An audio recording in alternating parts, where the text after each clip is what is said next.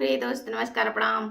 हम आपको बहन निर्मला आप लोगन के एक प्यारा सा अवधि विवाह गीत लेके आयल बानी। अगर पसंद आई तो ये गीत के लाइक सब्सक्राइब कमेंट जरूर कर जाए और सपोर्ट कर जाए और कमेंट करके बताओ जाए कि गीत आप लोगन के पसंद आयल कि ना। और अपन प्यार दुलारे तरह अपने बहन के देवल करी। आप लोगन का फुल सपोर्ट मिलल कर। बस धन्यवाद। ब्रह्मा जे नेवतीला विष्णु जे नेवतीला नेवती आकाश शेष नाग हो नेवती आकाश शेष नाग हो। धरती पर नेवतीला माता गंगा के हो हमरे जे राम कवि वाह हो हमरे जे राम कवि वाह हो।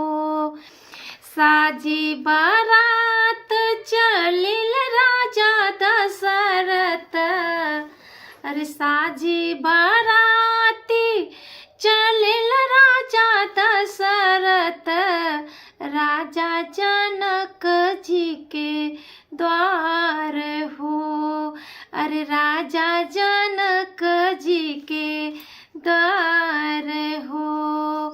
सब सखी मिली कर ली गुज गुज हट कन्या बड़ी बर छोट हो अरे कन्या बड़ी बर छोट हो।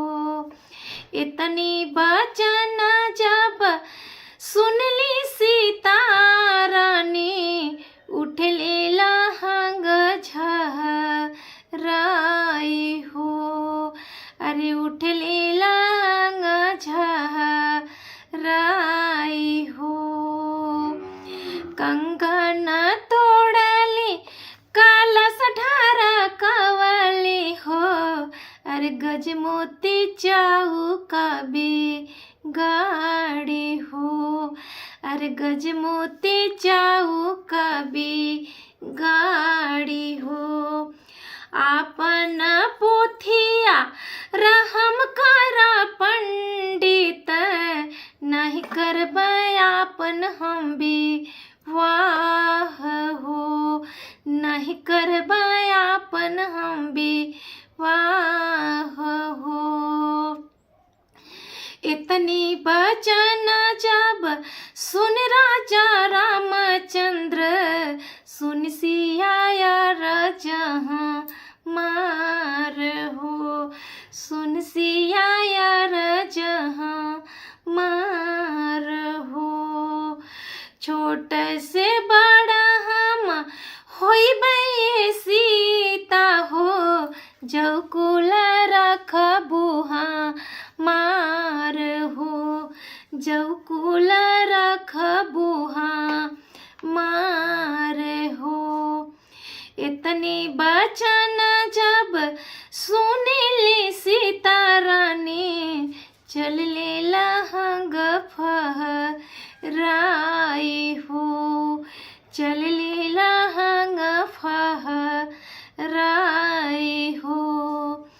कंगन बांधावली का लासा भरावली हो अरे गजमोती चौका पुराई हो गजमोती चौका पुराई हो।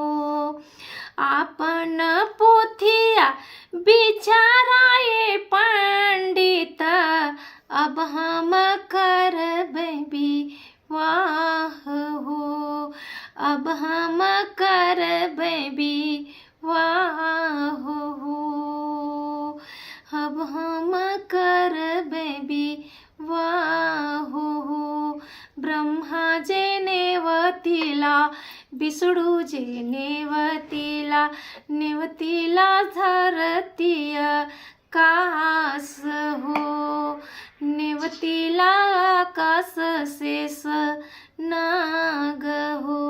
धरती पर नेवतीला माता गंगा के हो हमरे रामा कभी वाह हो, हमरे यहाँ राम कभी वाह हो।